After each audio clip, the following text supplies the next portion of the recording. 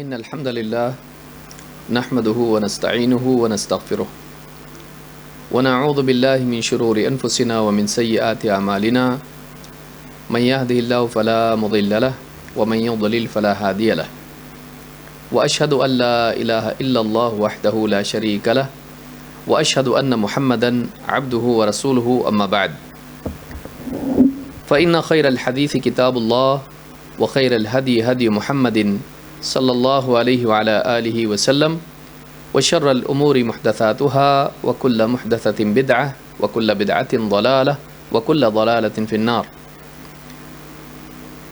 قال الله تبارك وتعالى وقل رب زدني علما.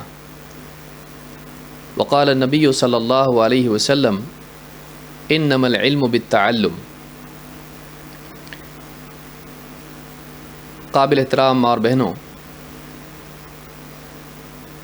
دینی دروس کا سلسلہ جو رمضان المبارک کی وجہ سے اور اسی طرح سے سمر کورس کی وجہ سے منقطع ہو گیا تھا، آج سے اس سلسلے کو دوبارہ جاری کرتے ہوئے ہمیں اور سارے ذمہ داران کو ایک خوشی ہے۔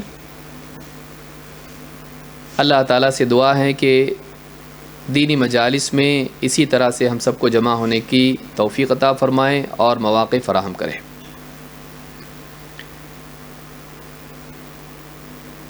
اللہ تعالیٰ نے قرآن کریم میں اپنے نبی کو اس بات کا حکم دیا ہے کہ آپ اللہ تعالیٰ سے اس بات کی دعا کریں کہ اللہ تعالیٰ آپ کے علم میں اضافہ کرے۔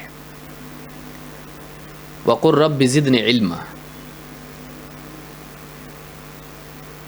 اے نبی آپ یوں کہیے، اے میرے پروردگار، اے میرے رب، مجھے علم میں اور بڑھا دے۔ اس دعا سے معلوم ہوتا ہے کہ ایک طالب علم طلب علم سے کبھی سیر نہیں ہوتا، وہ کبھی رکتا نہیں ہے، اس کی چاہت ماند نہیں پڑتی اور نہ پڑنی چاہیے، بلکہ اس کے دل میں ہمیشہ اس بات کی طلب رہنی چاہیے کہ کل تک میرے پاس جتنا علم تھا، آج میرے پاس جتنا علم ہے، میں اس سے زیادہ علم حاصل کرنے والا بنوں، آگے بڑھنے والا بنوں۔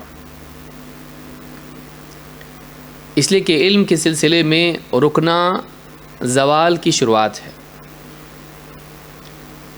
اگر انسان ایک وقت یہ سوچ لے کہ اب میں نے بہت علم حاصل کر لیا اور رک جائے یہ سوچ کر کہ میرے پاس علم بہت ہو گیا، مجھے بہت کچھ آتا ہے، دوسروں کے مقابلے میں میرے پاس زیادہ علم ہے، میں نے بہت کچھ پڑھا ہے، سیکھا ہے، سنا ہے، اگر وہ اس مقام کو پہنچ بھی جائے، واقعی ایسا ہو بھی، لیکن اگر اس کی سوچ یہ بن جائے اور وہ علم پر قناعت کر لے، یہیں سے اس کے علم میں بوسیدگی پیدا ہونا شروع ہوتی ہے، اس کا علم خراب ہونا شروع ہوتا ہے۔ اسی لیے ایک طالب علم کو چاہیے کہ وہ ہمیشہ اپنے علم کے تعلق سے حساس رہیں اور اس بات کی کوشش کرتا رہے کہ علم میں وہ بڑھتا رہے۔ اسی لیے اللہ تعالیٰ نے خود رسول اکرم صلی اللہ علیہ وسلم کو اس بات کا حکم دیا کہ آپ اللہ تعالیٰ سے دعا کریں، اے میرے رب مجھے علم میں اور بڑھا دے۔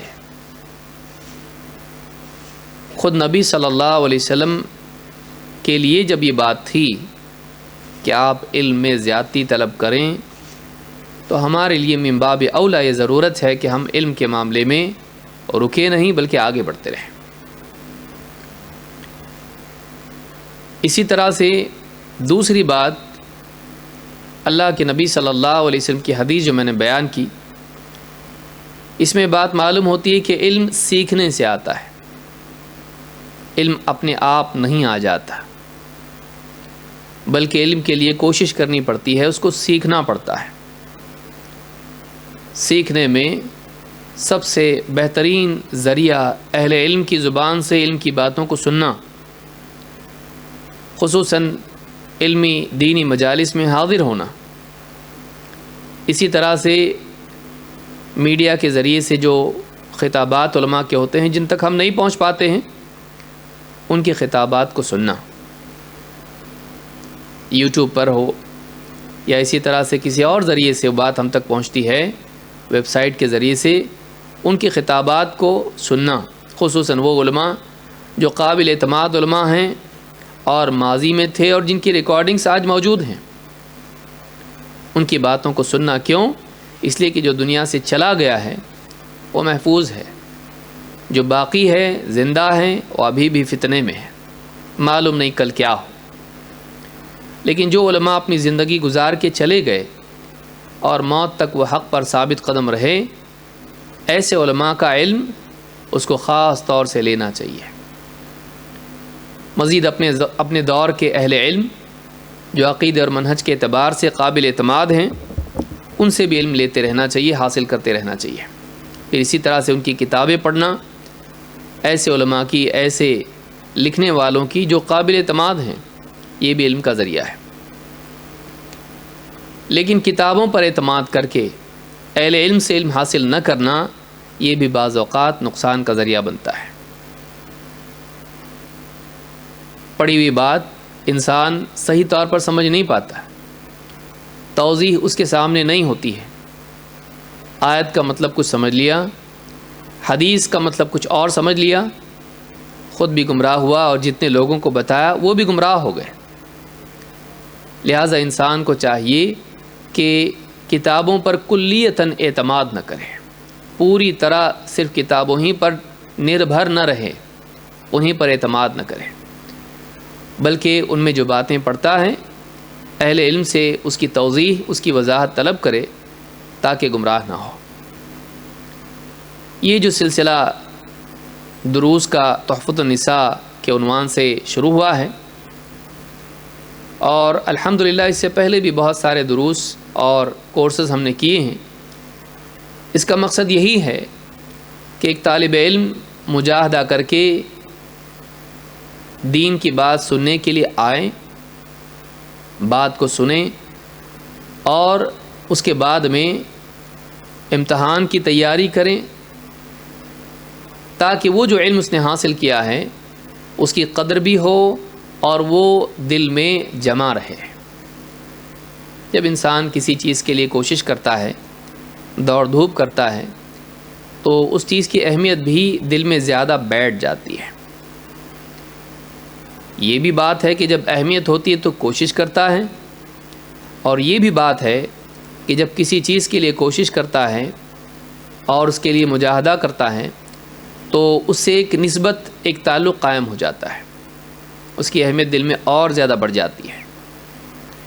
تو ان دروس میں آنا، سردی، گرمی، بارش، دھوپ میں آنا، بارش کے موسم میں آنا، تکلیف اٹھا کے آنا، بظاہر لگتا ہے کہ بھائی بعد میں تو ریکارڈنگ مل جائے گی، اس میں مجاہدہ کرنے کی کیا ضرورت ہے۔ لیکن اگر ہم سلف کے حالات کو دیکھیں تو ان کا یہ مزاج نہیں تھا، ان کا یہ ذہن نہیں تھا۔ ہو سکتا ہے انسان سوچے کہ بھائی ریکارڈنگ ہوگی 2 مہینے، 4 مہینے، 6 مہینے کے بعد جب کورس ختم ہو جائے گا تو یہ دروس اپلوڈ ہوں گے اور میں اسے حاصل کر لوں گا یا کر لوں گی۔ لیکن حاضر نہ ہونے کی وجہ سے اس کے کورس کے ختم ہونے سے پہلے اور ان دروس کے سننے سے پہلے موت آ جائیں، کیا کریں گے؟ بعض اوقات انسان آج کے کام کو کل پر ٹالتا ہے، انسان اپنے کام کو ٹالتا ہے، لیکن اللہ تعالیٰ موت کے وقت کو نہیں ٹالتا ہے۔ بہت سے لوگ علم حاصل کرنے کے اعتبار سے حال کی مصروفیتوں کی وجہ سے اپنے علم کے سفر کو روک کر اسے کل پر ٹال دیتے ہیں، آج نہیں کل، آئندہ، ابھی کون تکلیف اٹھائے، آسانی سے بعد میں لے لیں گے۔ لیکن پھر زندگی ختم ہو جاتی ہے اور انسان وہ کام نہیں کر پاتا ہے جس کا ارادہ اس نے کیا تھا۔ لہٰذا اس بات کو یاد رکھیں کہ علم کے حاصل کرنے کو مستقبل پر ٹالیں نہیں، اس لیے کہ انسان جس درجے کی اس کی سوچ ہوگی دنیا میں، آخرت میں علم کے اسی مقام کے ساتھ تو اٹھایا جائے گا۔ اگر آج ہم نے علم حاصل کر لیا، اپنے ایمان کو قوی بنا لیا، اپنی بصیرت کو تربیت دے کر اس کو پروان چڑھایا، اپنے دل کو متقی پرہیزگار بنایا، جس حال میں ہم مریں گے اسی حال میں اٹھائے جائیں گے۔ لہٰذا سب سے اونچی چیز یہ ہے کہ انسان کی سوچ اعلیٰ ہو۔ سب سے اہم چیز کیا ہے؟ انسان کی سوچ اعلیٰ ہو، اونچی ہو۔ سوچ اونچی ہوتی ہے انسان کے دل میں اعلیٰ علم کے جمع ہونے سے اور اس علم کے فہم کے پیدا کرنے سے۔ علم کی باتیں جب دل میں جمع ہوں گی اور گہرائی کے ساتھ انسان کو سمجھے گا تو اس کی زندگی کا مستوی، اس کی زندگی کا لیول اونچا ہوگا۔ لہٰذا علم کے تعلق سے کوتاہی نہیں کرنا چاہیے، ٹالنا نہیں چاہیے۔ شیطان کیا کرتا ہے؟ ٹالنے کے لیے مجبور کرتا ہے، آئندہ دیکھیں گے، آئندہ دیکھیں گے۔ ایک اور فتنہ اس میں یہ ہے کہ طالب علم میں عجلت ہوتی ہے، جلد بازی۔ طالب علم، بہت سے طلباء جو ہیں علم حاصل کرنے کے اعتبار سے جلد باز ہوتے ہیں، ان کے دل میں فنش کرنا اصل ہوتا ہے۔ اسی لیے بعض اوقات ان کے دلوں میں بات آتی ہے، یہ جو تحفۃ النساء کا کورس ہے ذرا شارٹ ایکسپلینیشن کے ساتھ جلدی ختم ہو سکتا ہے کیا؟ ہو سکتا ہے، ایک دن میں بھی ہو سکتا ہے۔ پورا کورس اگر حدیث بیان کر دی جائے، اس کا ترجمہ کر دیا جائے اور اس میں مشکل الفاظ کو بس سمجھا دیا جائے اور اکا دکا جملہ اس پر بول دیں کہ پوری حدیث کا حاصل کیا ہے، خلاص ایک دن میں پورا کورس ختم ہو سکتا ہے۔ ایسے بھی لوگ ہوں گے جو یہ بھی چاہنے والے ہوں گے کہ بھائی ایک دن میں ختم کر دو تاکہ مصیبت ہی ٹل جائے، مسئلہ ہی حل ہو جائے، کون آئے اتنی مرتبہ اور سنتا رہے۔ لیکن علم کے تعلق سے اور ان کورسز کا مقصود جو سامنے رکھا گیا تھا پہلے سے، وہ یہ نہیں تھا کہ کسی طرح سے ہم عوام کو سرسری باتیں بتائیں۔ اس کورس کے انعقاد کا مقصد کیا تھا؟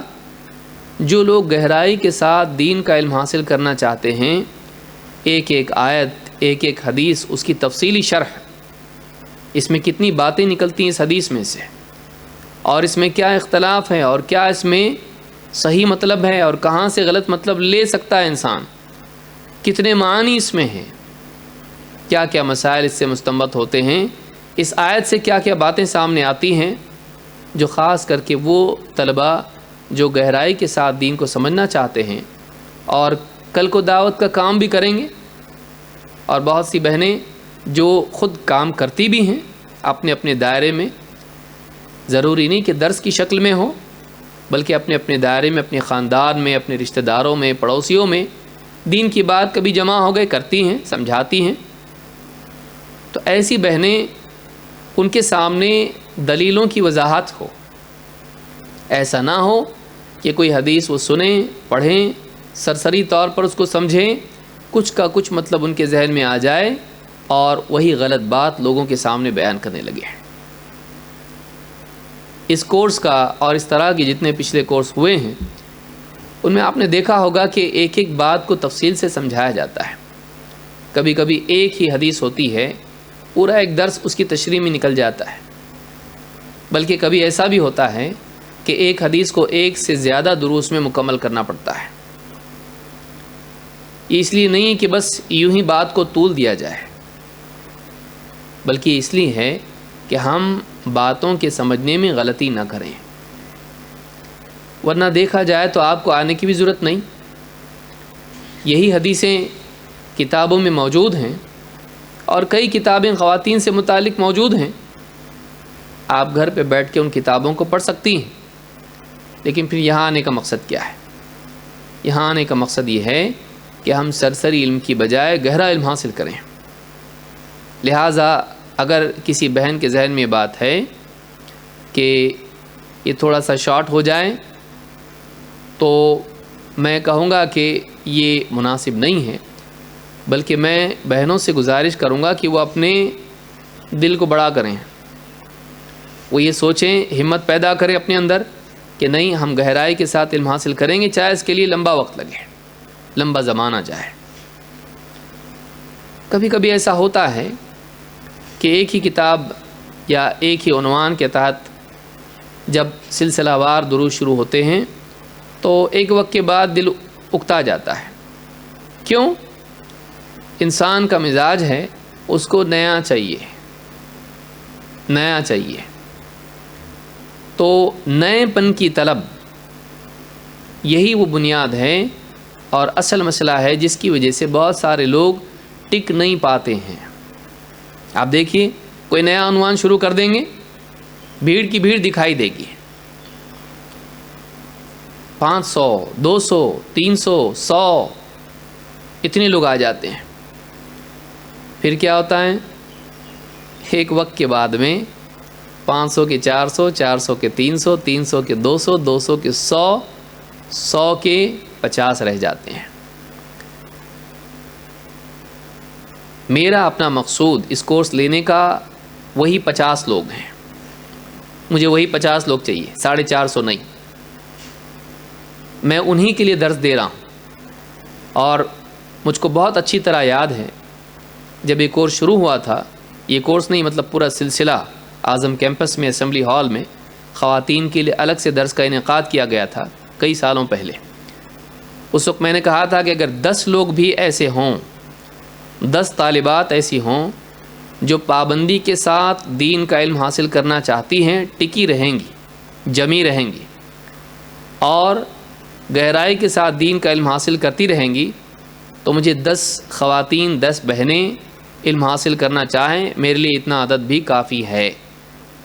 اس وقت مجھ کو بتایا گیا تھا کہ 10 نہیں 30 ہیں، مجھے اچھی طرح یاد ہے۔ 10 آپ کہہ رہے ہیں، 30 لوگ ہیں، تو میرے لیے کوئی بڑا عدد ہونا، اور بعض اوقات ہوتا ہے کہ لوگ دیکھتے ہیں کہ لوگ کم آتے ہیں تو پھر ایسا کچھ کیا جائے کہ لوگ زیادہ ہیں۔ یہ زیادہ کی طلب لالچ بری بلا ہے۔ زیادہ کی طلب ٹھیک ہے، وہ جو مہینے میں ایک پروگرام ہوتا ہے وہ عوام کے لیے ہے، لوگ آئیں گے، اس میں بھیڑ کی بھیڑ آئے گی، اور بڑے بڑے کانفرنسز اور اجتماعات ہوتے ہیں اس میں وہ آئیں گے۔ یہاں جو ہم چاہتے ہیں اور جو ہمارا مقصود ہے اس کورس سے وہ یہ کہ ہماری وہ بہنیں خاص طور سے جو دین کے میدان میں کچھ نہ کچھ کہیں نہ کہیں دعوتی خدمات انجام دیتی ہیں، وہ گہرائی کے ساتھ دین کا علم حاصل کریں۔ مزید یہ کہ ان دروس کی ریکارڈنگ ہوتی ہے اور اس کے بعد یہ دروس اپلوڈ ہوتے ہیں۔ بہت ساری وہ بہنیں جو اس درس میں شریک نہیں ہو پاتی ہیں، جو دنیا کے مختلف علاقوں میں پھیلی ہوئی ہیں اور کسی نہ کسی طرح سے دین کا کام کر رہی ہیں، ان کے اپنے اپنے حلقات ہیں، وہ طالبات ہیں یا معلمات ہیں، کوئی کسی مدرسے میں پڑھا رہی ہے تو کوئی کسی دعوتی ادارے میں کام کر رہی ہے، کوئی خود اپنے گھر میں اپنے درس کا انتظام کرتی ہے۔ اس طرح کی جتنی بہنیں ہیں تو یہ دروس ان کے لیے مزید علم میں اضافے کا ذریعہ بنے ہیں۔ تو اس کو بھی ذہن میں رکھیں، یہ نہیں کہ ہم لوگ چاہیں کہ بھئی جلدی سے ختم کرو، نیا ٹاپک شروع کرو، اور پھر وہ آئیں تو پھر اس کے بعد اس کو ختم کر کے نیا ٹاپک شروع کرو۔ کھانا تو ہم ایسا نہیں کھاتے کہ پلیٹ میں سے جلدی جلدی پورا صاف کر لیں۔ کھانا ہم کھاتے ہیں، ہر لقمے میں لذت لینے کی کوشش کرتے ہیں، اور جتنا لذیذ کھانا ہوتا ہے، بچوں کو آئس کریم کھاتا ہوا دیکھیے، مٹھائی کھاتا ہوا دیکھیے، اپنے آپ کو دیکھیے آئینے میں، تب سمجھ میں آئے گا کہ ہم اکثر اوقات علم کے معاملے میں آئندہ کی لذت کی طلب میں موجود کی لذت سے محروم رہتے ہیں۔ میری بات یاد رہے گی تو یاد رکھیے، ہم آئندہ کی لذت کی طلب میں، اور یہ زندگی کا مسئلہ ہے انسان کا، کپڑے لے لیتا ہے، یہ کپڑا بہت اچھا ہے، یہ زیور بہت اچھا ہے، یہ موبائل بہت اچھا ہے، یہ جوتیاں بہت اچھی ہیں، لینے تک لالچ ہوتی ہے مستقبل کے اعتبار سے، اگر مجھے مل جائے تو کتنا اچھا، ابھی ہے نہیں، پھر وہ آ جاتا ہے تو وہ کنگن پہن لیے، وہ جوتیاں پہن لی، وہ لباس پہن لیا، اب اس کے بعد نگاہ ہوتی ہے کوئی اور چیز، وہ میرے پاس ہو تو کتنا اچھا۔ اور اسی طرح سے ہم لوگ قبر میں چلے جاتے ہیں، ہم لوگ جو ملا ہیں اس کی لذت سے محروم رہتے ہیں۔ پہنے ہوئے زیورات، پہنے ہوئے کپڑے، پہنے ہوئی جوتیاں، پہنے ہوا سب کچھ جو ہمارے پاس ہیں، ہم اس سے محظوظ نہیں ہوتے۔ جو ہمارے پاس نہیں ہیں وہ آ جائیں تو کتنا اچھا، اور اگلا چاہیے، یہ مل جائیں اس کے بعد اور اگلا چاہیے۔ تو مسئلہ یہی ہے کہ انسان حاصل کی قدر نہیں کرتا ہے، اور جو نہیں ہے اس کی لالچ کرتا ہے۔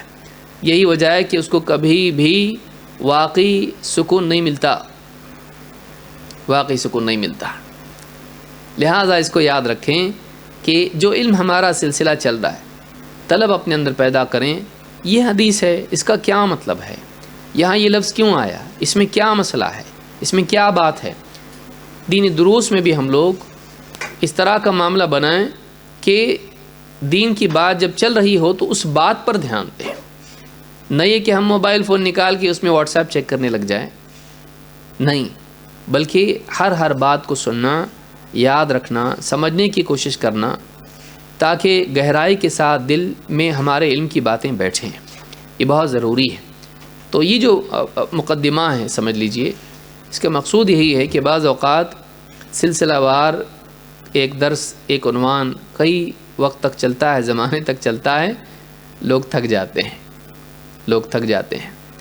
اگر یہی درس میں الگ الگ عنوان کے تحت بولوں کہ آج یہ عنوان ہوگا، فلاں خواتین کا پردہ، اس پر ہوگا، اور ایک حدیث بیان کر دوں اور اس پر درس دے دوں، پھر اگلی مرتبہ بیوی شوہر کے تعلقات اور ایک حدیث لے لوں، اور پھر اس کے بعد بچوں کی تربیت اور ایک حدیث لے لوں، تو لوگ شوق سے آئیں گے۔ کیوں؟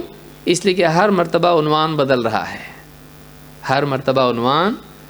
رہا ہے، لیکن اسی کو اگر کر لیں، خواتین کے مسائل، اور پھر ایک کے بعد ایک ایسی باتیں بیان کی جائیں جو کبھی شوہر سے متعلق، کبھی زینت سے متعلق، کبھی عبادت سے متعلق، کبھی بچوں سے متعلق ہوں، لیکن عنوان سیم آ رہا ہے، تحفۃ النساء۔ کب تک چلے گا یہ تحفۃ النساء؟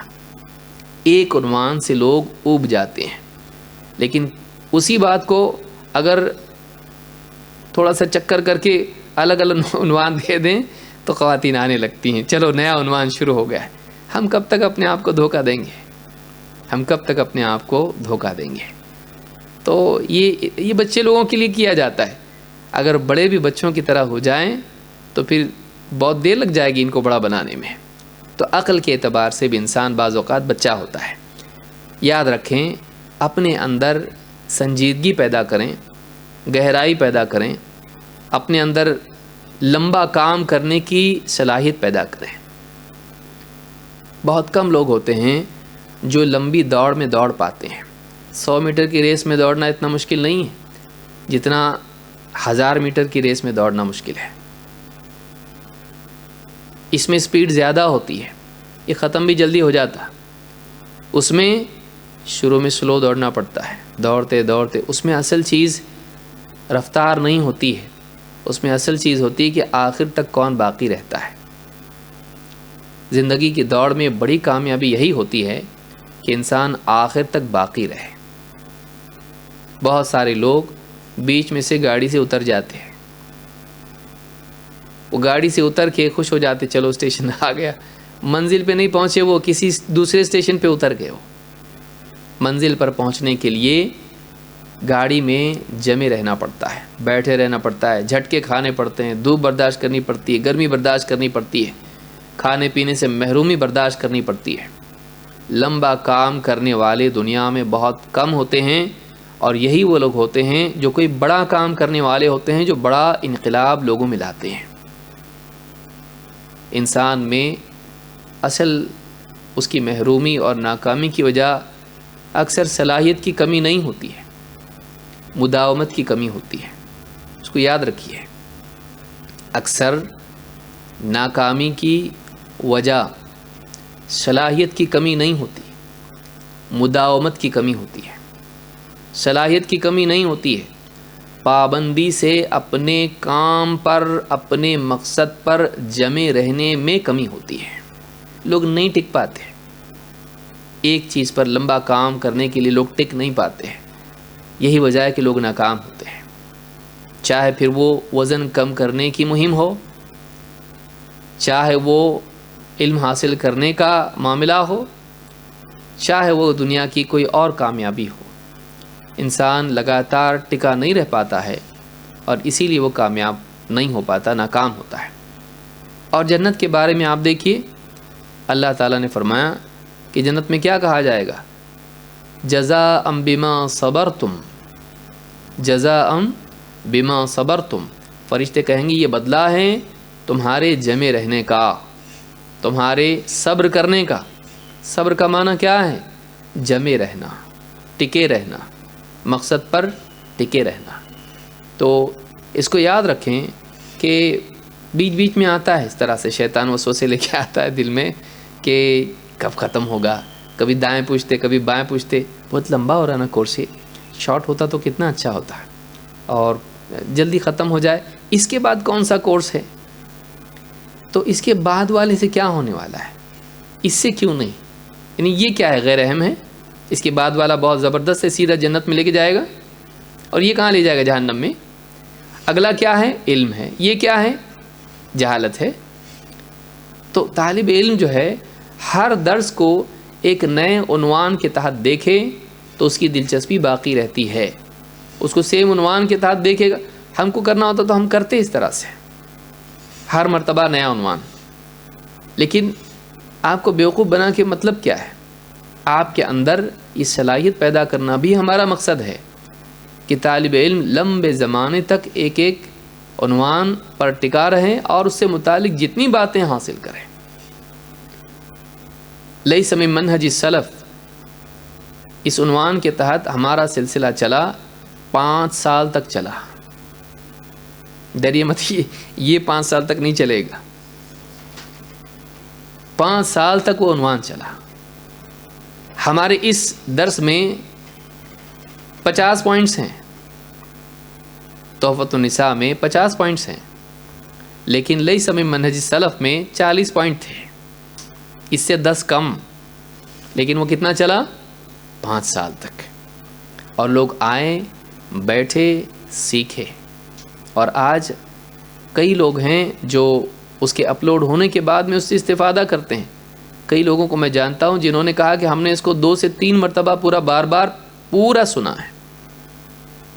اگر وہ سرسری ہوتا وہ بھی کہتے ہیں یہ تو سب سنا ہوا ہے، مطلب اس میں کچھ زیادہ گہرائی کے ساتھ بات نہیں.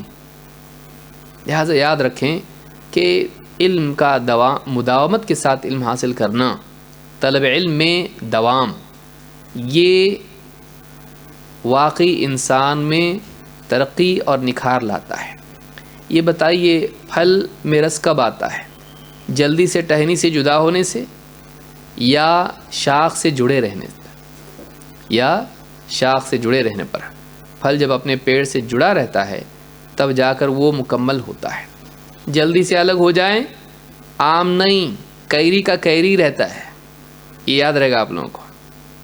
ہاں، جلدی سے اگر توڑ لیا جائے پیڑ سے اس کو، وہ کیری رہتی کھٹی، کھٹا کا کھٹا ہی رہے گا. اور رنگ بھی اس کا کیسا؟ ہرا، نہ رنگ نہ ذائقہ، اور بو بھی کیسی؟ کڑوی. آپ اپنے بارے میں سوچیں، آپ کو کیری بننا ہے یا کیا بننا ہے؟ اگر آپ کو واقعی کامیاب ہونا ہے تو آپ کو لمبے زمانے تک علم کے حصول میں ٹکے رہنا پڑے گا. بات ذرا لمبی ہو گئی لیکن بات سمجھانا مقصود ہے. وقتاً فوقتاً شیطان کبھی دائیں کان میں آ کے کبھی بائیں کان میں آ کے بولے گا. کیا لمبا اتنا شارٹ میں نہیں ہو سکتا تھا کہ مختصر کرو اس کو. ایسے طلبہ آئیں یا نہ آئیں کوئی فرق نہیں پڑتا ہے. ان کے لیے ہم مختصر نہیں کریں گے، ان کے لیے ہم مختصر نہیں کریں گے. وہ بعد میں اپلوڈ ہونے کے بعد سن لیں. اور واقعی ایسے طلبہ کچھ لمبا کام بھی نہیں کر پاتے ہیں، بڑا کام بھی نہیں کر پاتے ہیں. ان کے لیے ہم کیوں ضائع کریں اپنی کوششوں کو؟ ہماری کوششوں کا مقصود وہ لوگ ہیں جو گہرائی کے ساتھ باتوں کو سمجھنا چاہتے ہیں اور خود بھی آگے جا کے دین کا کام کرنا چاہتے ہیں. ایسے 10 نہیں، ہم کو 3 بھی ملے تو بہت ہے. 3 جو ہیں 50 اور 1000 کو سمجھا سکتے ہیں. لیکن ہم ایسے اگر دروس ہوں جس میں گہرائی نہ ہو، سرسری بات ہو، کام نہیں ہو پائے گا. ہم کو رسم ادا نہیں کرنا ہے. ان دروس کے ذریعے سے کوئی رسم ادا نہیں کرنا ہے. ایک ذمہ داری نبھانا ہے، دین کی توضیح. اللہ تعالیٰ قرآن کریم میں اپنے نبی کے بارے میں فرماتا ہے وَأَنزَلْنَا إِلَيْكَ الذِّكْرَ لِتُبَيِّنَ لِلنَّاسِ مَا نُزِّلَ إِلَيْهِمْ وَلَعَلَّهُمْ يَتَفَكَّرُونَ. اے نبی، ہم نے آپ کی طرف اس نصیحت کی کتاب کو نازل کیا تاکہ آپ لوگوں کے سامنے بیان کر دیں، حق کو واضح کر کے رکھیں، اور وَلَعَلَّهُمْ يَتَفَكَّرُونَ، اور تاکہ وہ خود بھی غور کریں. تو معلوم ہوا کہ اللہ کی طرف سے آنے والے علم کو واضح کرنے کا حکم اللہ نے اپنے نبی کو دیا. تو اصل مقصود تلاوت نہیں بلکہ اسی کے ساتھ اس کی وضاحت ہے. صرف الفاظ کا پڑھ لینا قرآن کے لیے کافی نہیں، اس کی وضاحت ضروری ہے. اسی لیے اللہ کے نبی صلی اللہ علیہ وسلم نے اپنے قول سے اور اپنے عمل سے اللہ کی کتاب کو واضح کیا. ہمارے لیے بھی ضروری ہے کہ ہم دین کو وضاحت کے ساتھ اور گہرائی کے ساتھ سمجھیں تاکہ دین کے معاملے میں ہمارا علم ادھورا نہ رہے. یہ سمجھانا میں نے ضروری سمجھا کیونکہ مجھے ایسا محسوس ہوتا ہے کہ بعض اوقات کوئی کورس لمبا ہوتا ہے تو اس میں یہ شبہات لوگوں میں آتے ہیں اور چاہت ہوتی ہے اگلا کورس کون سا، یہ تو ختم ہونے کا نام ہی نہیں لے رہا. یہ کورس ایسا سر پہ مسلط ہو گیا ہے کہ اس میں سے نکل ہی نہیں پا رہے ہیں. کب ہوگا دوسرا کورس؟ تو جب یہ ختم ہوگا جب یہ ختم ہوگا تب اگلا کورس آئے گا اور سلسلہ چلتا رہے گا. اللہ تعالی ہم کو سمجھتا فرمائے اور دین کے معاملے میں ہم کو سستی، ناقدری، بے صبری اور اس طرح کی جتنے بھی نفسیاتی بیماریاں ہیں ان سے اللہ تعالی ہم کو نجات دے.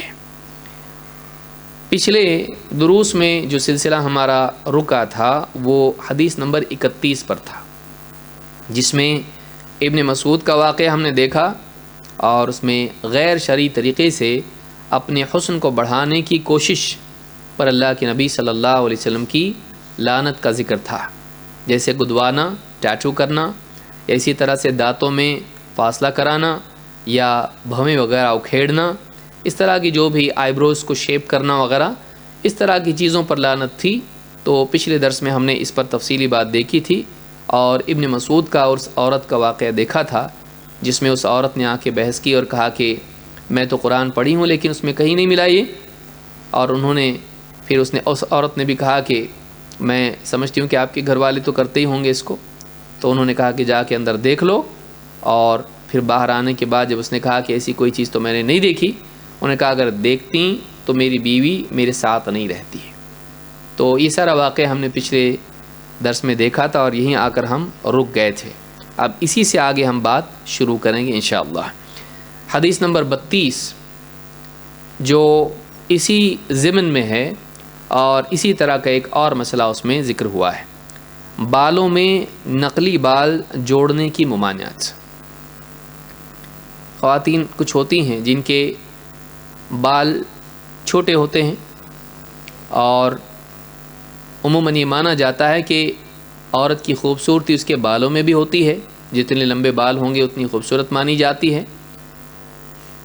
تو بعض عورتوں میں یہ مزاج ہوتا ہے کہ وہ اپنے بالوں کے ساتھ اور نقلی بال جوڑ کے لمبی چوٹی بناتے ہیں تاکہ وہ خوبصورت دکھائی دیں لوگوں کے درمیان، اپنے شوہر کے سامنے، گھروں میں، یا اسی طرح سے کسی مجلس میں اگر وہ جاتی ہیں تو وہاں پر. کیا یہ اسلام میں جائز ہے؟ یہ اسلام میں جائز نہیں ہے. اس تعلق سے کیا دلیل ہے آئیے دیکھتے ہیں. عن عائشہ رضی اللہ عنہا ان امرأة من الانصار زوجت ابنتها فتمعت شعر رأسها فجاءت الى النبي صلی اللہ علیہ وسلم فذكرت ذلك له فقالت ان زوجها امرني ان اصل في شعرها فقال لا انه قد لعن الموصلات رواہ البخاری و مسلم ولفظ مسلم لعن الواصلات. کیا الفاظ ہیں؟ عائشہ رضی اللہ تعالیٰ عنہ فرماتی ہیں انصار کی ایک خاتون، اس نے اپنی بیٹی کا نکاح کیا تو ایسا ہوا کہ اس کے سر کے بال جھڑ گئے دلہن کے. فجاءت الی النبی صلی اللہ علیہ وسلم، تو وہ عورت یعنی ماں اللہ کے نبی صلی اللہ علیہ وسلم کے پاس آئی. فذکرت ذلک لہ، اور اس نے یہ سارا قصہ اللہ کے نبی صلی اللہ علیہ وسلم سے بیان کیا.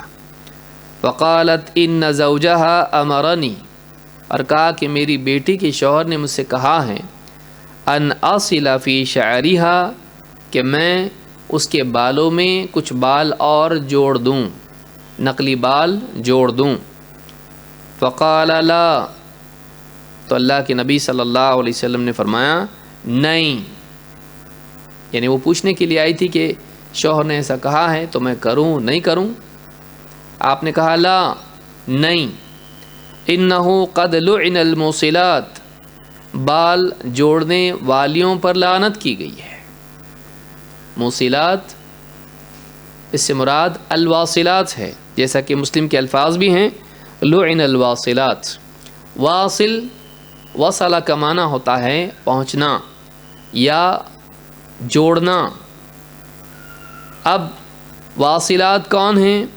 جوڑنے والیاں، جو کسی عورت کے بالوں میں بال جوڑیں، نقلی بال رکھ دیں اور اسی طرح سے چوٹی بڑھاتے جائیں، جہاں بال ختم ہو جائیں چوٹی ختم ہو جائے، پھر کچھ اور جو ہے اس میں جوڑ کے اور ایکسٹرا کر کے لمبی چوٹیاں بن گئی ایک دم. تو اس طرح سے اگر کرتے ہیں تو یہ واصلہ، اس عورت نے یہ کام کیا. اور اس عورت کو جو یہ مطالبہ کرتی ہے کہ ایسے بال مجھے جوڑو، یہ بھی عورت اسی کے ضمن میں آتی ہے. تو یہاں پر واصلہ کے بارے میں کہا گیا انہو قد لعن الموصلات، اللہ تعالیٰ کی طرف سے جو بال جوڑتی ہیں عورتیں ان پر لعنت کی گئی ہے، چاہے وہ بزنس کرتی ہوں اس کا یا پھر اپنے خاندان میں یوں ہی اپنے طور پر والنٹریلی ایسا کرتی ہوں، تب بھی ان پر کیا ہے؟ لعنت ہے. اس حدیث کو امام البخاری نے کتاب النکاح میں روایت کیا ہے، حدیث نمبر 5205، اور امام مسلم نے کتاب اللباس والزینہ میں اس کو روایت کیا ہے، حدیث نمبر 2123. اس سے معلوم ہوتا ہے کہ بالوں میں بال جوڑنا یہ حرام ہے. اللہ کے نبی صلی اللہ علیہ وسلم کی ایک اور حدیث ہے جس میں آپ نے فرمایا لعن اللہ الواصلہ والمستوصلہ والواشمہ والمستوشمہ، اللہ کی لعنت ہو یا اللہ نے لعنت کی ہے. لعن اللہ یہ دونوں اعتبار سے ہوتا ہے، ایک تو خبر کے طور پر اور ایک دعا کے طور پر.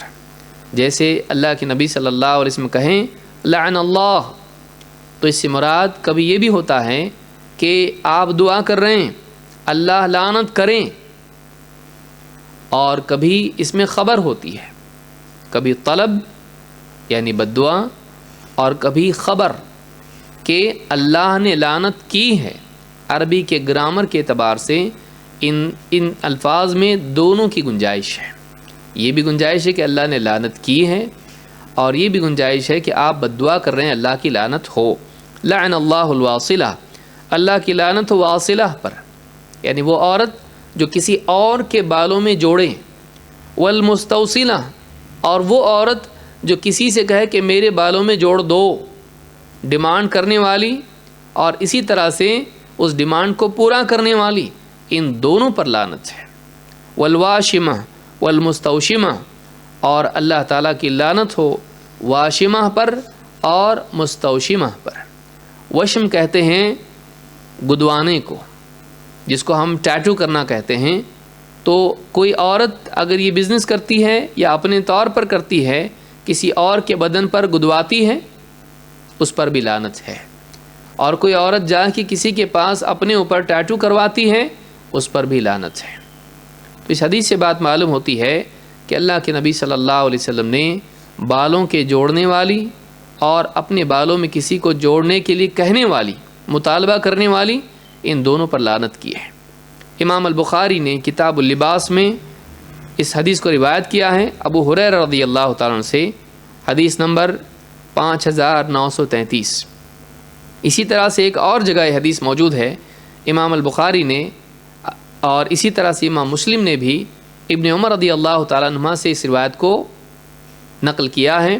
صحیح بخاری کتاب اللباس حدیث نمبر 5937 اور صحیح مسلم کتاب اللباس والزینہ حدیث نمبر 2124۔ اس حدیث سے بات معلوم ہوتی ہے کہ نہ صرف جوڑنے والی بلکہ اپنے لیے اس کا مطالبہ کرنے والی عورت پر بھی لعنت ہے، دونوں گناہ میں شریک ہیں۔ سعید بن مسیب کہتے ہیں، اب سوال ہے کہ اس کی وجہ کیا ہے، کیوں نہیں کرنا ایسا؟ سعید بن مسیب کہتے ہیں، قدم معاویہ بن ابی سفیان المدینہ، معاویہ ابن ابی سفیان رضی اللہ تعالیٰ عنہما مدینہ تشریف لائے۔ آخر قدمت قدمہا، آخری مرتبہ جب ان کا مدینہ آنا ہوا تھا اس مرتبہ، فخطبنا، جب وہ مدینہ تشریف لائے تو انہوں نے ہمیں خطبہ دیا۔ فاخرج قبۃ من شعر، تو انہوں نے بالوں کا ایک گچھا نکالا۔ فقال ما كنت ارى ان احدا يفعل هذا غیر اليهود، انہوں نے بالوں کا گچھا دکھا کے کہا کہ میں تو اب تک یہی سمجھتا تھا یہ وہی عمل ہے جو صرف یہود کرتے ہیں، یہود کے سوا کوئی نہیں کرتا ہے۔ ان احدا ما كنت ارى ان احدا يفعل هذا غیر اليهود، میں تو بس یہی سمجھتا تھا کہ اس کو صرف یہود ہی کرتے ہیں، بالوں میں بال جوڑتے ہیں۔ وَإِنَّ النَّبِيَّ صلی اللہ علیہ وسلم سماہ الزور، یعنی الوصال فی الشعر، اور اللہ کے نبی صلی اللہ علیہ وسلم نے اسے جھوٹ اور دھوکہ قرار دیا ہے۔ زور کہتے ہیں جھوٹ کو، تو اللہ کے نبی صلی اللہ علیہ وسلم نے بالوں میں بال جوڑنے کو جھوٹ قرار دیا۔ زور عربی زبان میں جھوٹی گواہی کے لیے بھی آتا ہے، جاہلیت کی رسم و رواج کے لیے بھی آتا ہے۔ تو یہ جھوٹ ہے، کیونکہ عورت جو زینت کر رہی ہے وہ دکھا رہی کہ میرے بال اتنے لمبے ہیں، جبکہ اس کے بال اتنے لمبے نہیں ہیں، اور وہ جھوٹے طور پر اپنے آپ کو لمبے بالوں والی ثابت کر رہی ہے، تو یہ چیز ممنوع ہے۔ اللہ کے نبی صلی اللہ علیہ وسلم نے اس سے منع کیا ہے۔ اور مزید اس سے بات معلوم ہوئی کہ بالوں میں اس طرح سے بال جوڑنا جس کو وصل کہتے ہیں، یہ یہودیوں کا عمل ہے، یہ مسلمانوں کا طریقہ نہیں ہے، یہ یہودیوں کا طریقہ ہے۔ تو اللہ کے نبی صلی اللہ علیہ وسلم نے اس کو جھوٹ قرار دیا ہے، زور قرار دیا ہے۔ امام البخاری نے اسے احادیث الانبیاء میں روایت کیا ہے، حدیث نمبر 3488 اور صحیح مسلم کتاب اللباس والزینہ حدیث نمبر 2127، الفاظ بخاری کے ہیں۔ تو اس سے معلوم ہوا کہ اس کی اصل وجہ یہ ہے کہ اولاً تو یہ یہود کی مشابہت ہے، دوسرا یہ کہ یہ جھوٹ ہے، یہ دھوکے کی قبیل سے ہے۔ اسی لیے آپ دیکھیں گے کہ مردوں کو بلکہ عورتوں کو بھی کالا خضاب کرنے سے منع کیا گیا ہے۔ کالا خضاب مردوں کے لیے منع ہے کہ سر کے بال داڑھی سفید ہو جائیں، اس کے بعد وہ کالا خضاب کر رہے ہیں، تو یہ بھی جھوٹ ہے، دھوکہ ہے کہ اپنے آپ کو جوان ثابت کر رہا ہے۔ تو آپ دیکھیں چہرے کی جھریاں کہاں سے لے جائے گا، کہاں سے ہٹائے گا؟ بالوں کی سفیدی، اور بعض اوقات آدمی اس کی وجہ سے اور بھی زیادہ خراب دکھائی دیتا ہے۔ لوگ اس کو ملاقات کرتے ہیں تو کنفیوژن ہی میں رہتے ہیں کہ ایسا اس کو ہوا کیا ہے، بال بالکل کالے لیکن چہرہ ایک دم بوڑھا ہے، تو یہ کون سا طریقہ ہے؟ تو اس طرح کی جتنی بھی چیزیں ہیں جو دھوکے والی ہیں، یہ انفیریورٹی کمپلیکس کی وجہ سے ہے۔ انسان کیوں اپنے آپ کو اس طرح سے چھوٹا بناتا ہے، اپنے آپ کو چھپانے کے لیے کرتا ہے؟ میں جو ہوں وہ ہوں۔ انسان کو اعتماد ہونا چاہیے، اور یہ بات یاد رکھنا چاہیے کہ عمر کے ساتھ ساتھ حسن کم ہوتا چلا جاتا ہے، لیکن عمر کے ساتھ ساتھ انسان کا علم اور اس کی دینداری، اس کا مزاج، اس کا تجربہ اگر بڑھتا جائے، بہتر ہوتا جائے، تو چہرے کی جھریاں اور بالوں کی سفیدی کے باوجود انسان زیادہ خوبصورت دکھائی دیتا ہے۔ جتنا گریسفل انسان ہوتا ہے، اتنا زیادہ اچھا لگتا ہے، خاص کر کے بڑھاپے میں۔ اس کو یاد رکھیں، بعض اوقات بڑھاپے میں انسان چڑچڑا ہو جاتا ہے، نہیں ہونا ایسا۔ آئینے میں دیکھتا ہے اور گھبرا جاتا ہے، چڑچڑا ہو جاتا ہے، اور عورتیں اس معاملے میں بڑی پرٹیکولر ہوتی ہیں۔ خاص طور سے ان کو ایک ڈر بھی ہوتا ہے کہ کہیں شوہر کی نگاہ میں میری قدر کم تو نہیں ہو رہی، چہرے کی جھریوں کے ساتھ میں کہیں شوہر کا دل مجھ سے اب بھر تو نہیں گیا، یہ ڈر ان کو ہوتا ہے۔ اور اس ڈر کی وجہ سے وہ ذرا زیادہ ہی کچھ کرنے لگ جاتی ہیں، جس سے ان کی شخصیت خراب ہو جاتی۔ نہیں کرنا ایسا۔ عورت ٹھیک ہے کنگھی چوٹی کر لے، صاف ستھری رہے، ہر وقت دھول میں اٹی نہ رہے، اور یعنی زبردستی پھٹے پرانے کپڑے پہن کے گھر میں شوہر کے سامنے مزین ہو کے نہ آئے کہ وہ دیکھ کے اس کو گھن ہو۔ ٹھیک ہے صاف ستھری رہے، اچھی کنگھی چوٹی کر کے رہے، لیکن اتنا آگے نہ بڑھے کہ پھر وہ اپنی شخصیت کو مسخ کر لے، اپنی پوری پرسنالٹی کو خراب کر لے۔ ڈرنا نہیں، اس سے بڑھاپے سے ڈرنا نہیں۔ 40 سال کے آس پاس عورتوں میں ڈر پیدا ہو جاتا، ڈرنے لگ جاتی ہے۔ آئینے میں بار بار دیکھ کے افسوس ان کے چہرے سے ظاہر ہوتا ہے کہ میری عمر اب ڈھل رہی، اب جوانی کی عمر چلے گی، بڑھاپا آ رہا۔ پھر کبھی بالوں میں بال جوڑنا، کبھی بہت زیادہ کوشش کرنا کسی طرح سے، اور پھر بہت ساری چیزیں ہوتی ہیں عورتیں کرتی ہیں۔ کبھی بالوں کی سفیدی کو چھپا لیتی ہیں۔ کچھ نہیں، گھبرانے کی بات نہیں ہے۔ عورت کو چاہیے کوئی دیکھے کہ اب خوبصورتی کا زمانہ جا رہا ہے، لیکن اب اصل جو چیز کام آنے والی ہے وہ سیرت ہے۔ اب سیرت میری صورت کا بدل بنے گی۔ اگر اس کا اخلاق اچھا ہے، اس کا مزاج اچھا ہے، اس کا تجربہ جو اس نے سیکھا، لوگوں سے بات چیت کا انداز، اور اس کو محبت سے پیش آنا، پوتے نواسے ہونے لگتے پھر ان کے ساتھ اچھے سے رہنا، لوگوں کے کام آنا، ان کے ساتھ ہمدردی سے بات کرنا، اپنے اوقات میں لوگوں کی رہنمائی کرنا، ان کو اپنے تجربے سے فائدہ پہنچانا، اگر یہ اس کے اندر پیدا ہوتا ہے، اس کو خوبصورتی کی ضرورت نہیں ہے، ویسے بھی نہیں ہے، ویسے بھی نہیں ہے۔ کیا کریں گے خوبصورتی کو لے کے جب سیرت ہی نہ ہو انسان کے پاس؟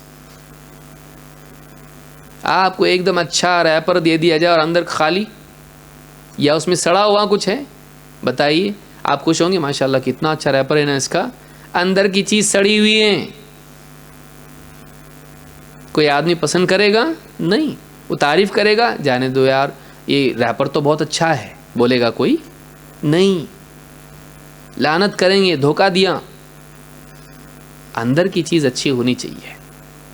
لہٰذا اکثر انسان، یہ جو مینٹالٹی ہے یہود کی مینٹالٹی ہے، باہر سے اچھے دکھنا، اندر سے سڑان ہو، باہر سے بہت اچھے دکھنا۔ اسلام نے اس مینٹالٹی کو ختم کر دیا۔ کیا گورا کیا کالا، کیا عرب کیا عجم، کیا بوڑھا کیا جوان، کیا خوبصورت کیا بدصورت، اسلام میں اس کی واقعی ویسے کوئی ویلیو ہے ہی نہیں۔ اسی لیے مسجد نبوی کا پہلا مؤذن کون ہے؟ بہت ہینڈسم، بلال رضی اللہ عنہ، جنہوں نے قربانیاں دی اتنی، سہا، تکلیفیں اٹھائیں، اندر کی چیز تھی ان کے پاس، توحید، دین سے محبت، اس کے لیے سب کچھ قربان کیا، بڑی بڑی مصیبتیں جھیلیں، اندر اچھا ہے۔ باہر سے کیسا ہے؟ کالا کلوٹا ایک دم، اندر سے کیسا ہے؟ بہت اچھا ہے، اور آواز بھی اونچی۔ ذمہ داری کے لیے جو چیز چاہیے، صلاحیت، آواز ان کے پاس ہے، تو ان کی صورت نہیں دیکھی گئی، ان کی صلاحیت دیکھی گئی، ان کی سیرت دیکھی گئی۔ یاد رکھیں اکثر اوقات جو اس طرح کی چیزیں مرد ہو یا عورت جب کرتے ہیں، اندر سے احساس کمتری ہوتا ہے۔ یہ نہیں ہونا چاہیے۔ آپ کے اندر کانفیڈنس ہونا چاہیے۔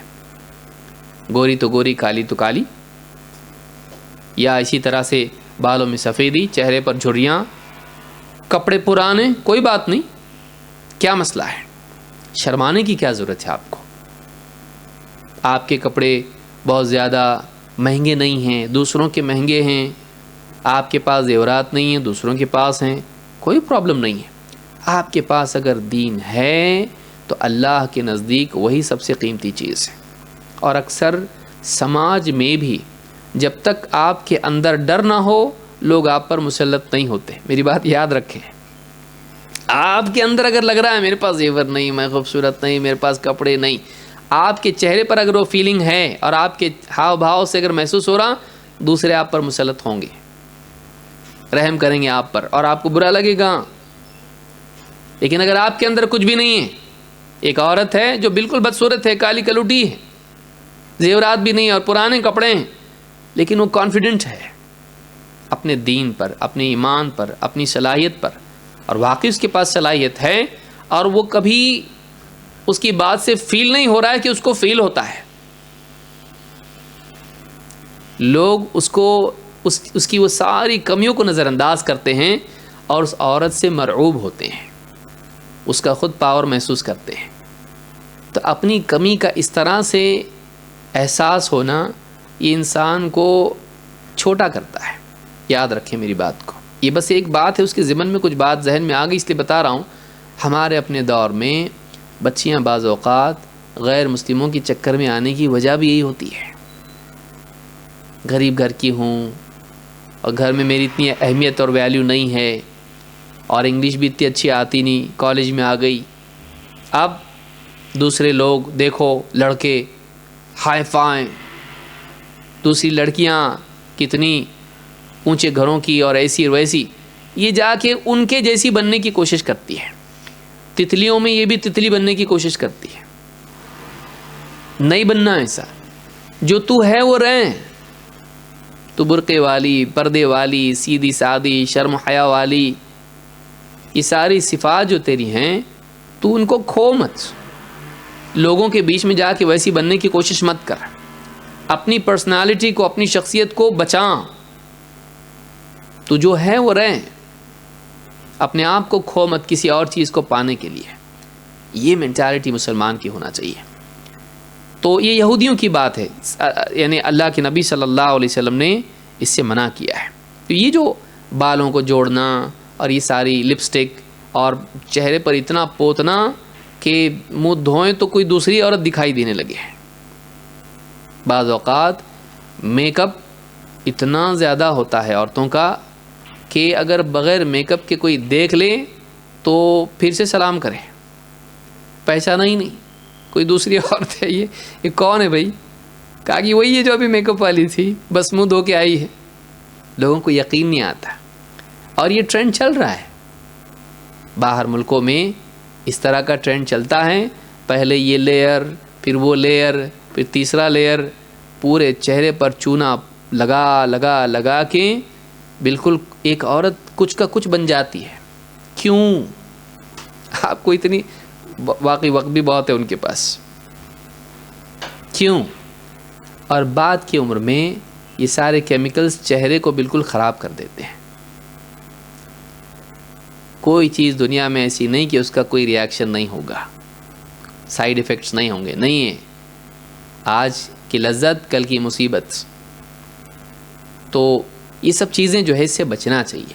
آپ تھوڑا موڑا کر لیے ٹھیک ہے, بہت زیادہ آؤٹ آف دا وے جا کے نہیں کرنا. کبھی کبھی تو بعض اوقات خواتین اس درجے مزین ہو جاتی ہیں کہ مردوں کو بھی دیکھ کر گھن ہوتی ہے. مردوں کو بھی دیکھ کر گھن ہوتی ہے. سلیم الفطرت انسان کبھی پسند نہیں کرے گا. یاد رکھیں, ان چیزوں سے بچیں. میڈیا میں دیکھ کر اپنے آپ کو ویسا بنانے کی کوشش نہ کریں. بالوں کو جوڑنا, لپسٹک لگانا, چہرے پر لیپا پوتی کرنا, ناخن بڑے بڑے کرنا, اور یہ ساری چیزیں, اس طرح کی جتنی بھی چیزیں ہیں ان چیزوں سے بچیں. بھوے جو ہے اس کو شیپ کرانا اور نقلی پلکیں لگانا. یہ کیا ہے؟ نقلی پلکیں لگانا. آنکھوں کے اندر پھر وہ کیا کیا لگاتے ہیں, وہ آنکھوں کی جو پیوپلز چینج کرنا, بالکل اندر سے گھاری آنکھیں ہو گئی, ماشاء اللہ کتنی اچھی دکھ رہی ہے. کیوں؟ جھوٹ پر جھوٹ پر جھوٹ پر جھوٹ پر جھوٹ. اپنے آپ کو کیوں چھپا رہے آپ اتنے برے ہو کہ آپ اپنی اصل شکل میں نہیں آ سکتے لوگوں کے سامنے. سوچیے اس کا اندر کیا چل رہا ہے. باہر کیا چل رہا ہے اس سے اندر کیا چل رہا ہے معلوم پڑتا. آپ کو اپنے آپ سے اتنی گھن ہے, آپ کو اپنے آپ کے بارے میں اتنا, آپ کے مارکس اتنے کم ہیں آپ خود ہی اپنے آپ کو فیل کر لیے کہ آپ اپنی اصل صورت میں سامنے نہیں آ سکتے لوگوں کے، چھپا چھپا کے اس کو لیئر پہ لیئر کے نیچے چھپا کے پھر آپ لوگوں کے سامنے آ رہے ہیں. کیوں؟ ضرورت نہیں اس کی. یاد رکھیں آپ جو ہیں وہی ہیں. اپنی سیرت کو بہتر بنائیں، اپنے اندر صلاحیتیں پیدا کریں. آپ کی ضرورت جب لوگوں کو محسوس ہوگی تو آپ کی شکل و صورت کو سب لوگ اوائڈ کریں گے، اس کو کوئی دھیان نہیں دے گا، آپ کو اس کے باوجود قبول کریں گے. اپنے اندر صلاحیتیں پیدا کریں. خالی جو ہے لفافہ اچھا بنا کے مطلب نہیں. خالی لفافہ کون سے فائدے کا؟ ہاں، ریپر خالی اچھا بنانے سے کیا مطلب ہے؟ اندر اچھائی ہونا چاہیے. یاد رکھیں اس کو. تو یہ بات ہم نے دیکھی کہ یہ یہود کا طریقہ ہے بالوں کو جوڑنا، اور اسی طرح سے اس سے منع کیا گیا ہے. اسی طرح سے آپ دیکھیں حمید ابن عبد الرحمن کہتے ہیں انہ سمع معاویہ ابن ابی سفیان عام حج علی المنبر. حمید ابن عبد الرحمن کہتے ہیں کہ انہوں نے معاویہ ابن ابی سفیان کو حج کے سال، جس سال حضرت معاویہ نے حج کیا، منبر پر یہ کہتے سنا. فتناول قصۃ من شعر، حضرت معاویہ نے بالوں کا ایک گچھا ہاتھ میں لیا. وکانت فی یدی حرسی، جو کہ ان کے سیکیورٹی گارڈ کے ہاتھوں میں تھا. اس میں سے خود انہوں نے لے کر لوگوں کے سامنے اس کو بتایا، دکھایا. فقال یا اہل المدینہ این علماؤکم، کہا اے مدینہ والوں تمہارے علماء کہاں ہیں؟ این علماؤکم، تمہارے علماء کہاں ہیں؟ سمعت النبی صلی اللہ علیہ وسلم ینہی عن مثل ہذہ، میں نے اللہ کے نبی صلی اللہ علیہ وسلم کو سنا ہوں آپ اس سے منع کرتے تھے، بالوں میں بال جوڑنے سے منع کرتے تھے. وَيَقُولُ إِنَّمَا هَلَكَتْ بَنُو إِسْرَائِيلَ حِينَ اتَّخَذَهَا نِسَاؤُهُمْ، بنی اسرائیل ہلاک ہو گئے جب ان کی عورتوں نے ایسا کرنا شروع کیا. نقلی بال جب جوڑنے شروع کیے بنی اسرائیل ہلاک ہو گئے.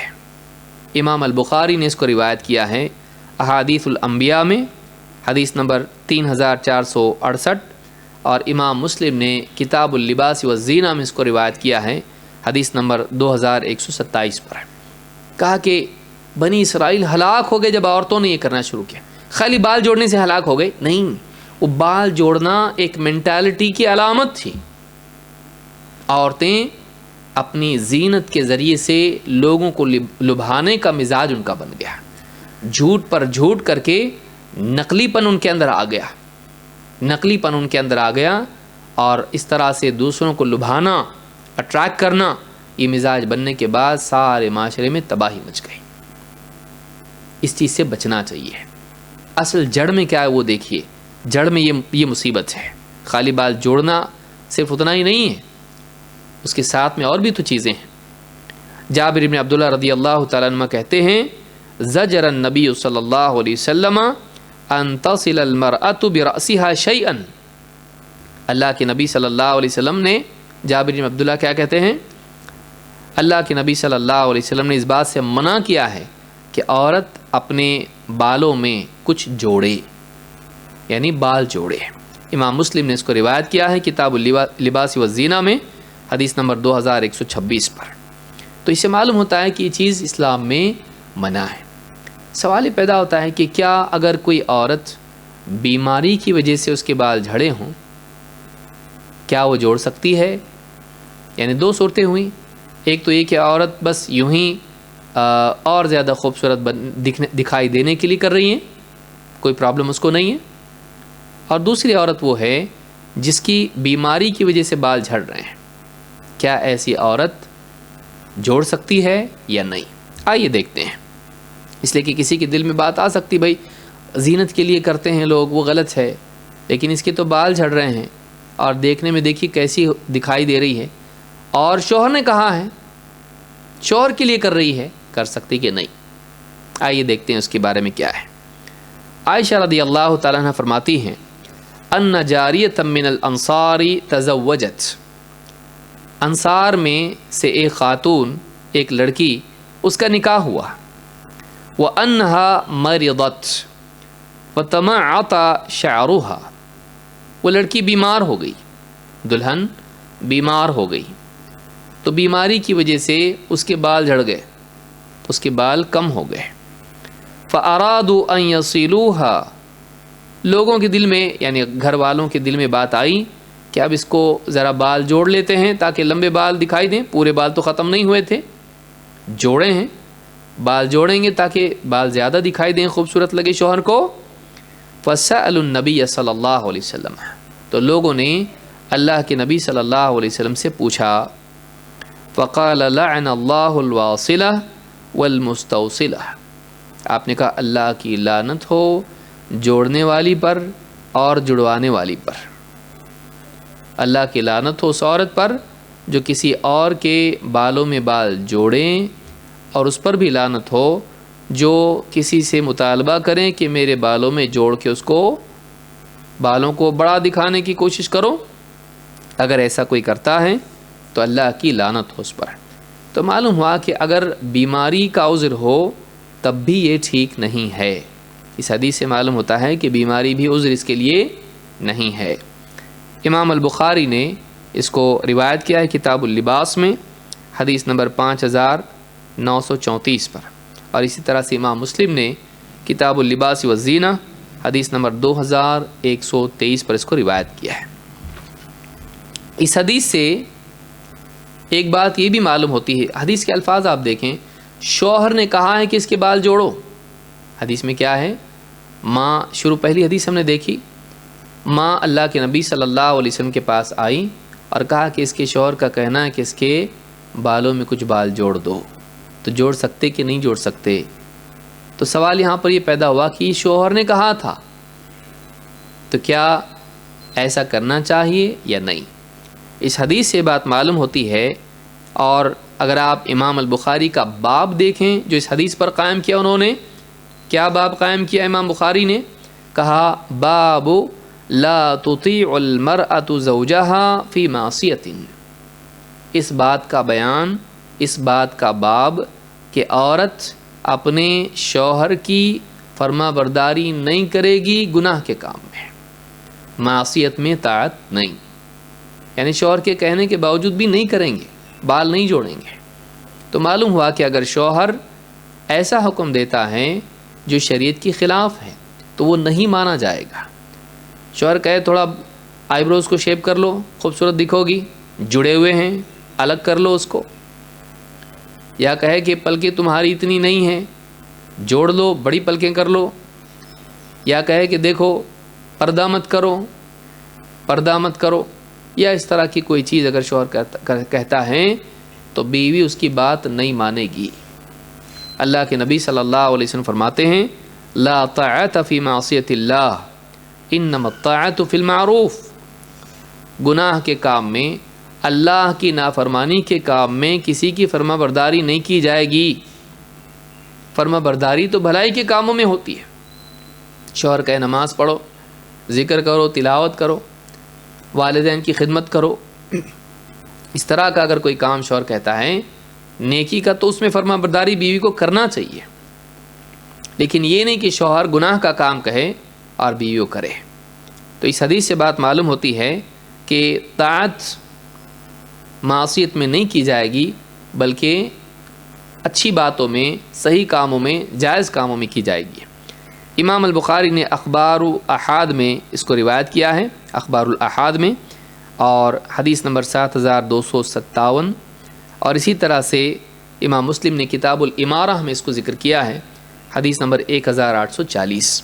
ایک اور روایت جسے امام احمد اور حاکم نے روایت کیا ہے، یہ صرف شوہر کے ساتھ یا کسی حاکم کے ساتھ نہیں بلکہ سب کے لیے عام ہے، کہا کہ لا طاعت لمخلوق فی معصیت الخالق، کسی مخلوق کی فرما برداری نہیں کی جائے گی خالق کی نافرمانی میں۔ مثلا اگر ماں باپ بھی بچی سے کہتے ہیں چلو ولیمے کو جانا ہے، بیٹا تیرا رشتہ نہیں ہو رہا، ایک کام کر، پردہ مت کر، پردہ مت کر، تیری عمر ڈھل رہی ہے، پردہ مت کر، کم سے کم چہرہ کھلا رکھ، کوئی نہ کوئی دیکھ لے گا، تو ہو سکتا ہے تیرا نکاح کا دروازہ کھلیں. تو اگر ماں باپ بھی اگر ایسا کام کرنے کو کہیں اپنی اولاد سے جو شریعت کے خلاف ہو تو نہیں کرنا چاہیے. راجح قول کے مطابق چہرہ بھی ڈھانپنا چاہیے. اس میں اختلاف ہے علماء کا، لیکن ہماری تحقیق یہی ہے، ہمارے نزدیک یہی ہے کہ عورت کو چہرہ ڈھانپنا چاہیے، کھلا نہیں رکھنا چاہیے. تو اس حدیث سے بات معلوم ہوتی کہ خالق کی معصیت میں مخلوق کی طاعت نہیں کی جائے گی. اسی طرح سے اس حدیث سے یہ بھی معلوم ہوتا ہے کہ گناہ کے کام میں ساتھ دینا بھی گناہ ہے. اسی لیے کیا کہا؟ لعن اللہ الواصلہ والمستوصلہ. اللہ کی لعنت ہو اس پر جو بال جوڑے اور اس پر بھی جو بال جوڑنے کے لیے کہے. یعنی اگر کوئی خاتون کہتی ہے ذرا میرے بال جوڑ دو اب، یا میرے آئی برو شیپ کر دو.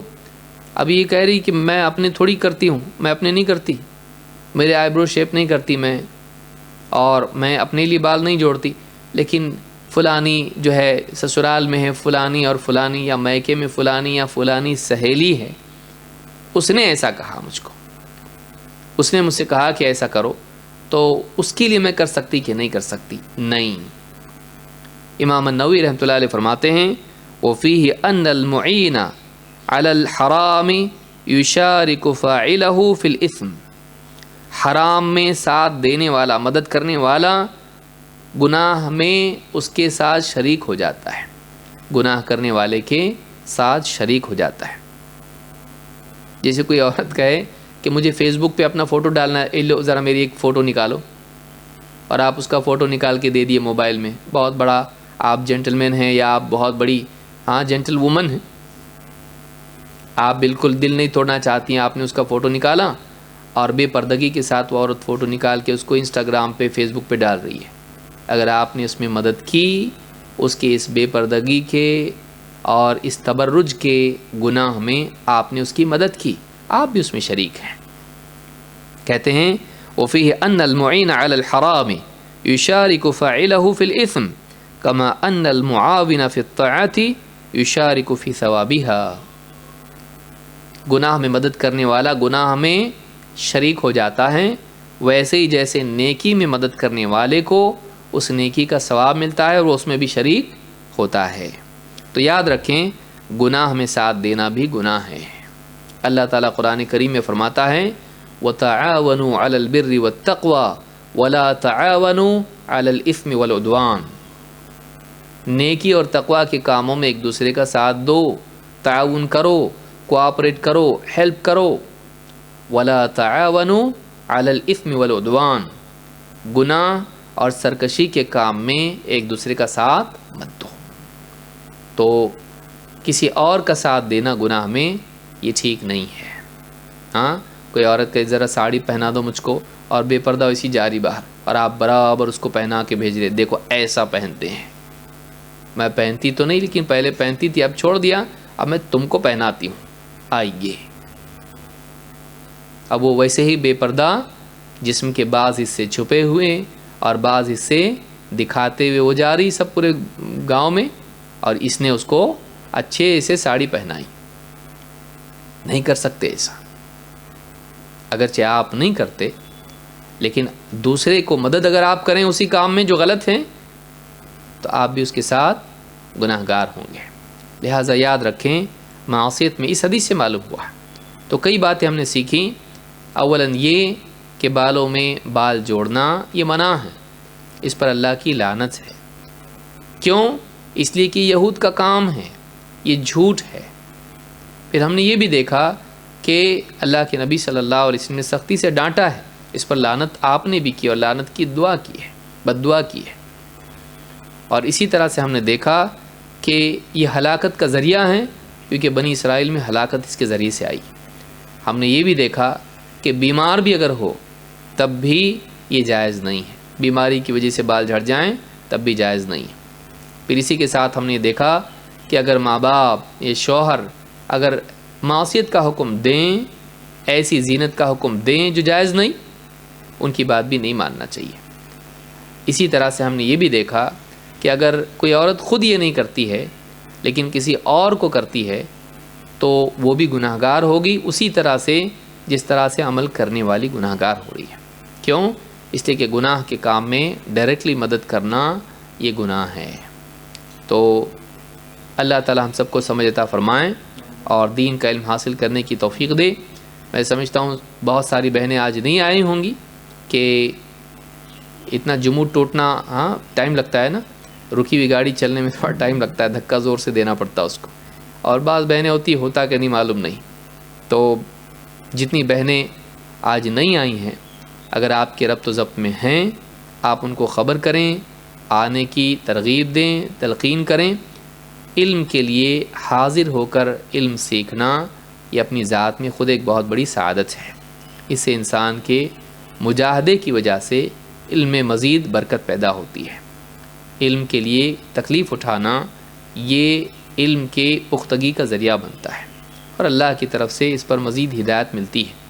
قرآن میں اللہ نے فرمایا والذین جاہدوا فینا لنہدینہم سبلنا، جو ہماری خاطر مجاہدہ کرتے ہیں ہم انہیں اپنی راہوں کی ہدایت، رہنمائی عطا کرتے ہیں. تو اللہ کی طرف سے گائیڈنس ملتا ہے بندے کی طرف سے، اگر سٹرگل ہو، اگر اس کی طرف سے مجاہدہ ہو تو. اللہ تعالی ہم سب کو سمجھ عطا فرمائیں. آج کے اتنا ہی کافی ہے.